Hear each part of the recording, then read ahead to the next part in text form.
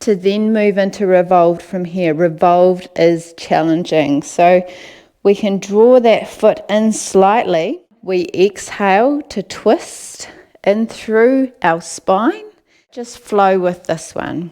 We're keeping that leg mostly straight. If you need to bend that knee further to allow you to achieve this movement, that is fine. So we're revolving.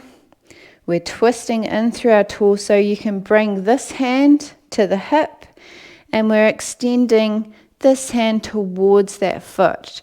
So in a beginner stage, that's all we need to do. We don't need to come any further than this.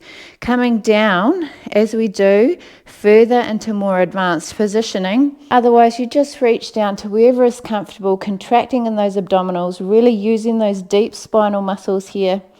And then we inhale, pressing through that right leg to come back up.